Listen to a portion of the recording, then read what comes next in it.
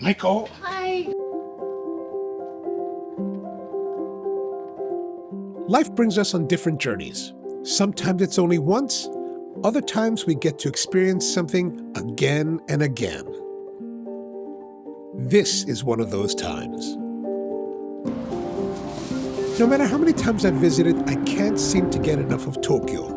I love it here. I love the crowds, I love the bustle, I love the food, the hospitality, the cleanliness, orderliness, and of course, the coffee.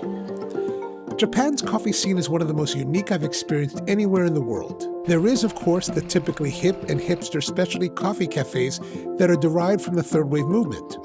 But more interestingly is the homegrown kisaten culture. That fascinating old-school world of coffee masters focused on their craft with exacting standards. And then there's Maiko. I first met Maiko in 2014 when Joan and Ralph of Rusty's Hawaiian Ka'u told me that I must visit and get to know her. So I did, and I've been coming here ever since. Like I said, there's the new school specialty and the old school kisaten. Maiko and her shop occupies a magical place somewhere in between, straddling both worlds. Mocha is diminutive in size. It's essentially a little greenhouse in the heart of Daikanyama, a district of Shibuya that's on the edge of central Tokyo. Like the old masters, Maiko pursues her craft alone. This pretty little joint is her own world. When you visit with Maiko and no one else. Yet her coffee sourcing and brewing practices come more from the modern world of specialty. But just when you think you're going to categorize her, Maiko pulls a twist. The only coffees on offer are from Yemen. Everything about the coffee comes with a decidedly Middle Eastern focus. While specialty coffee nerds are scratching their heads to come to terms with the true meaning of light roast in Arabic coffee, Maiko is serving it. It's one of my favorite coffee shops on the planet. As I said before, Daikanyama is on the edge of central Tokyo. To get there, take the Tokyo Metro's Fukutoshin Line train to Shibuya Station, but don't get off. Stay on the train and it becomes the Tokyo Toyoko Line train. And get off at the first stop, Daikanyama.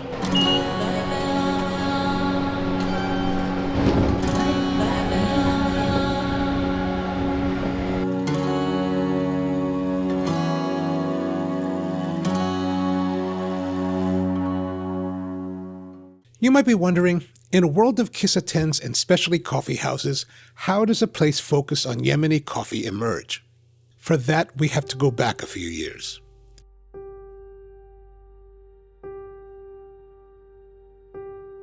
The genesis of Mocha began in the early 2000s when Maiko decided to study English in the United Kingdom. While studying, she met a guy and they fell in love.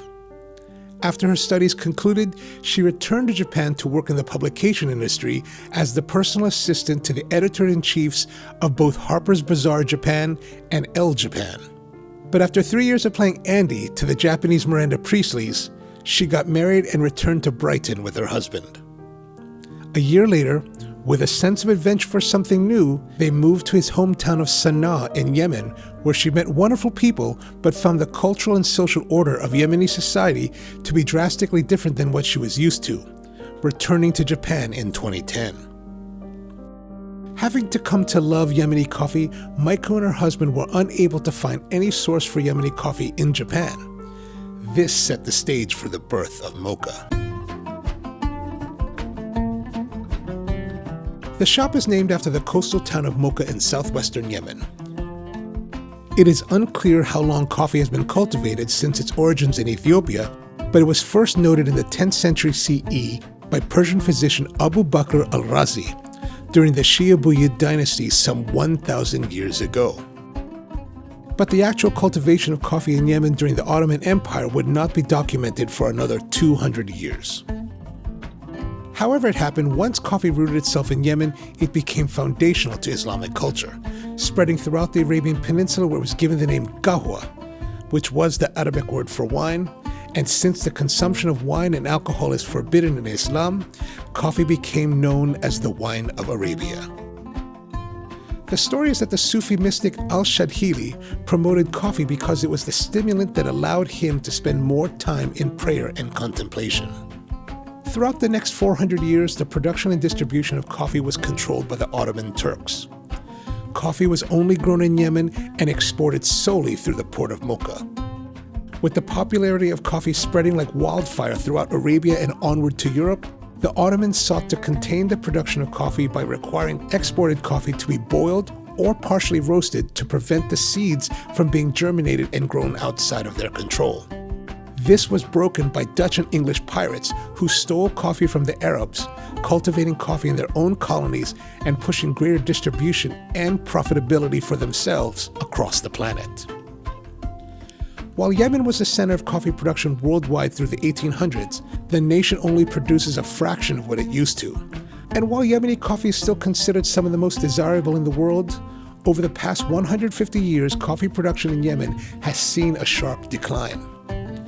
This is due to a variety of factors, including lower productivity, limited accessibility to water, increasing economic returns with production of the light narcotic chat, vastly larger coffee production in competing nations, and more recently, issues arising due to the Yemeni civil war. Recent production numbers show that Yemen produced only about 11,000 tons of coffee. This is down from 50,000 tons in the late 19th century. And from these 11,000 tons, only about 15% of that coffee is quality enough for export. But what makes Yemeni coffee so desirable? Much of that has to do with the methods the farmers use to produce the coffee. Coffee is grown on mountainous terraces at elevations reaching up to 2,700 meters above sea level. The combination of altitude, soil conditions, non-chemical cultivation, and natural dry processing, as well as the aging process, combine to produce some of the most uniquely flavored coffees found anywhere. What this means is that Yemeni coffee has been a rarefied coffee to obtain outside that nation, making the continued existence of a little coffee shop in Asia specializing in Yemeni coffee all the more notable.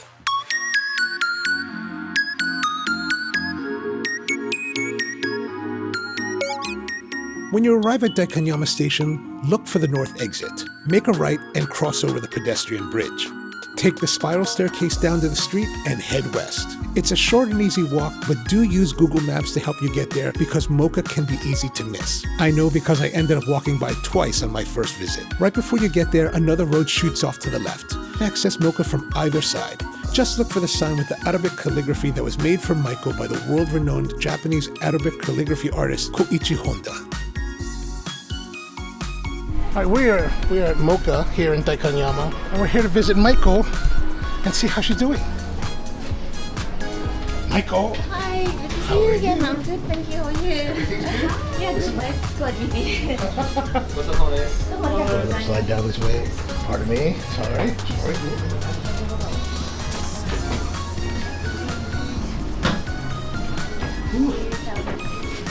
What a great spot. Yeah, isn't it wonderful? I love the photos on the wall. I actually love that it's so cozy. Yeah. I love cozy places. I brought along my friend Celia Lam. Celia is a chef based in Thailand who's in Japan touring around and eating and learning more about Japanese cuisine for a month or two. Before we came here, we were in Shinjuku trying the yuzu shio ramen at Afuri. Spoiler alert, it's good. It's hot today, right? Hot, very hot. Yeah, we've been moving a lot. Summers get pretty hot in Japan, and today it's sweltering, which means it's nice to sit down for a bit in the air conditioning. One of the things that I just love about Mocha is that Maiko's mom does the baking, and on offer today is a cinnamon crumble as well as a date cake. But sadly, the cardamom cake is already sold out.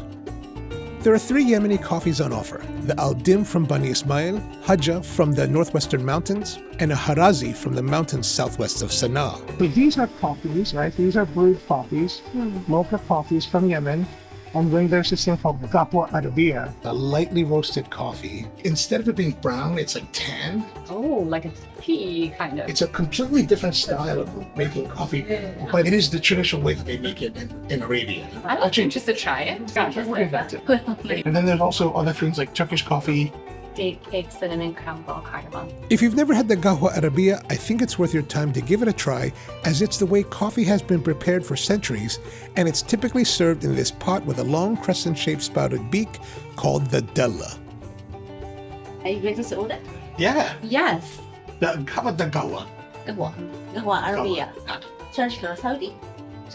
Wait, is there a difference? We have Saudi and Emirati. Saudi is Let's hear this. Let's try it. This is an Arabic coffee, and this is from Saudi Arabia. It's very light with cardamom and saffron. And this one is also saffron and cardamom, but this is a bit darker. So Emirati, this one, and Qatar and Saudi Arabia and Bahrain like this, very light. So which one would you like? Which do you like better? Actually, I have allergy from Arabic coffee, so I cannot drink Arabic coffee because too light roasted, so it's high caffeine. So I cannot drink this coffee. I drink only Yemeni coffee. Right. That's the normally roasted one, right? Can I smell them? Thank you. Oh, that's lovely. But this one is Saudi and very light. So you smell cardamom. Right. Oh, okay. Yeah, I can smell that more than the. Do you have a preference? Kind of like this. We just can't call the Emirati coffee Saudi coffee. So what do they call that? They call it Gahwa. Gahwa Arabiya. No, but they just changed it in Saudi. Wiki. So Saudi Arabia created a law that says that Arabic coffee is called Saudi coffee. Only Saudi coffee. Technically, you're not supposed to call it Arabic coffee, just Saudi coffee. Saudi coffee. So this is Saudi coffee. Yeah, definitely. You always go to Saudi Arabia. For the last 5 years, I've been going like at least once or twice a year. Alright. So what for? Because I've been helping them with their barista championships. So I've been to Riyadh several times, Jeddah, as well as Al Khobar. Wow. And then sometimes I'll try to make the jump to Dubai before I go. Right. I buy Arabic coffee from Dubai.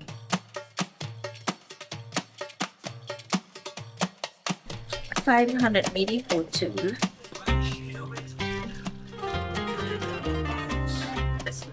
Avoid cost. So it's just a heater. Electric kettles, you put them on hot. Yeah. These dellas are how they traditionally serve the coffee. Oh, they're beautiful. This is UAE way. They put like a hint of saffron. So you make a saffron like tea, like a big infusion? Yeah. Just a hint. But that's Saudi Arabia, they don't do that. They don't do that. Doesn't do that much. Ready. Two. One, two.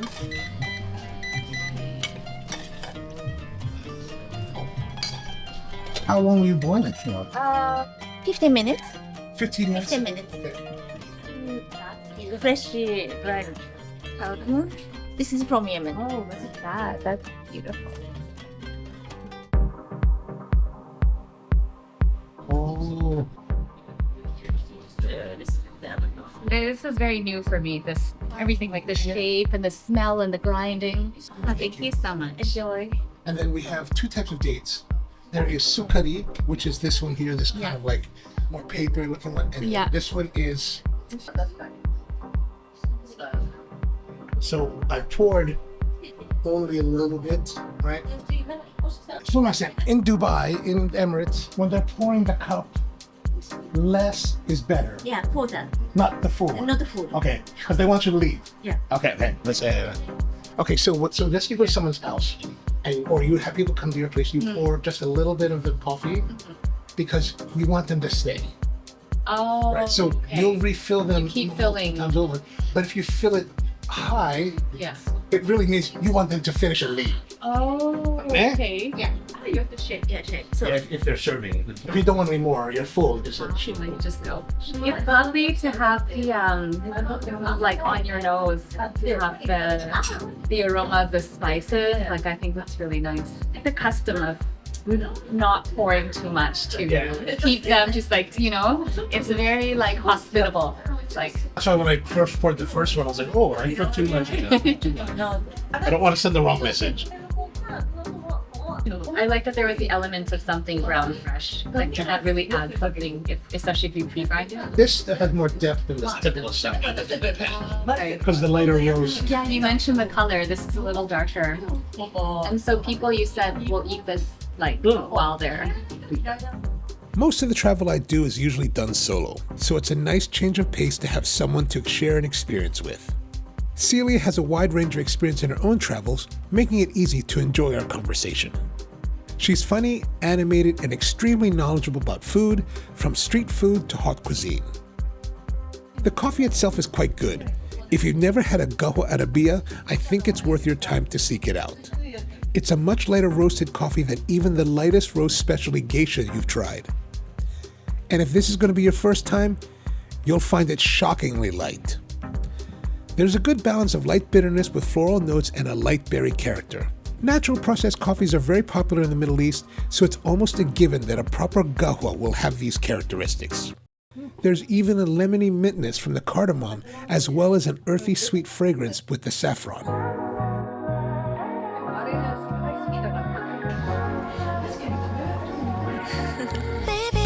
It's getting late and Celia wants to hit the Thai market on the other side of Shibuya that closes early since it's Sunday. So we gotta get rockin'. If you come to Tokyo, be sure to visit Daikanyama to see Maiko at Mocha. It's one of the most unique coffee shops in the country. And Dubai was It's mine? too, right? Yeah, but it's 45, but it's very dry. Humidity is not high. It's It's very very dry. dry. And inside it's freezing cold. Right. It's really, really cold. Yeah, Philippines like 37, 38, Ah, and like right. humidity. Humidity. Oh. And it's worth the trip. All right. Because All right, it's see you. Thank you. Bye-bye. Oh, my bag. So until next time. What's the concept of the shop? The concept of the shop? Yeah. Because you know, right? Why I have this shop. Well, yes. But I mean, So that's kind of meeting place as well, you know. I have many great customers from the Middle East and from and all over the world, and they meet here and then become good friends, and then they drink coffee and the cakes. And so it's not just it's not just a coffee shop. right. It's kind of meeting place, But with an emphasis for Middle Eastern. Middle East. Oh, okay.